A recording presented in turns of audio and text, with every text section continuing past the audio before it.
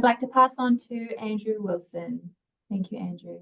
Hello, I'd like to acknowledge the First Nations Darugundagara people as the traditional owners of where I live and acknowledge their individual and collective expertise, those with a living or lived experience of obesity.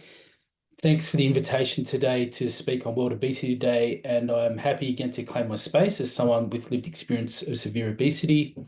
My name's Andrew Wilson, and I'm an advocacy and engagement lead of the Weight Issues Network, which is a peak body for lived experience of obesity in Australia.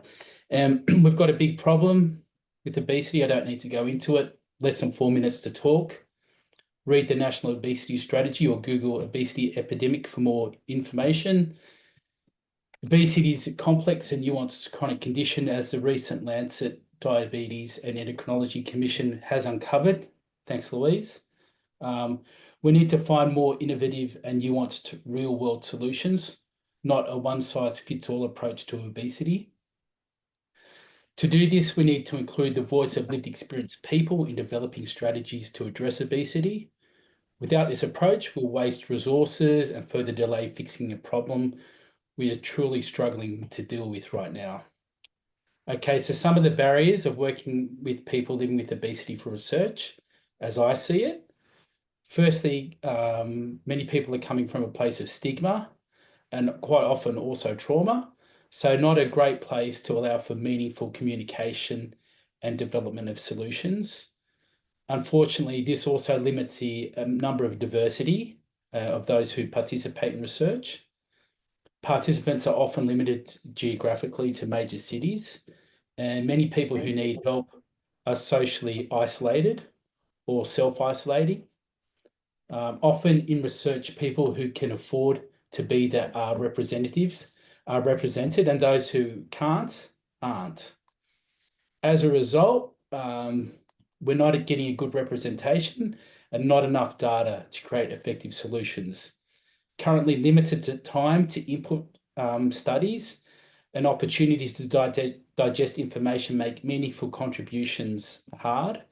Another barrier is significant proportion of our lived experience community are neurodiverse. There are ethical considerations working with people living with obesity. Do no harm. Quoting Lifeline number after you've asked somebody to dredge up traumatic life events is not good enough.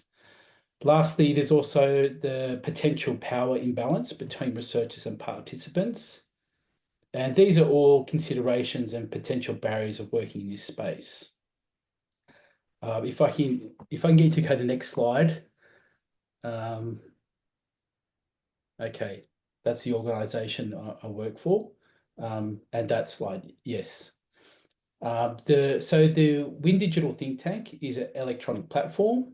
It allows diverse participants from different states, time zones, and remote areas to collaborate on projects on and offline, allowing people time to ponder questions and find solutions in their own time. Some of the best ideas come when we aren't in front of researchers. With the Digital Think Tank, input is available 24/7. For effective communication obesity, education and a supportive, safe place needs to be created. WIN has been working on this for the last 5+ years. People often started our meetings with their video turned off, due to weight stigma. And I can't tell you how happy it makes me feel when people become comfortable and, turn their screens on and then become very active in our groups, and many with amazing ideas. It's wonderful to see what comes from empowerment from people, riffing off ideas of people in a group meeting. Embedded in the Digital Think Tank is advocacy. We want to help the community. We've vested interest in it for our families and communities. We want to ensure that research leads to meaningful action and policy change. Lived experience research remains crucial for providing deep, nuanced understanding and solutions for people living with obesity. We have the framework. We've already started it. It's called the WIN Digital Think Tank. Please support WIN and the Obesity Collective to develop strategies to address obesity. And let's continue to fire up the National Obesity Strategy. And the last slide. thank you for listening, and here's a link to the Weight Issues Network. Thank you. Thank you, Andrew. I would like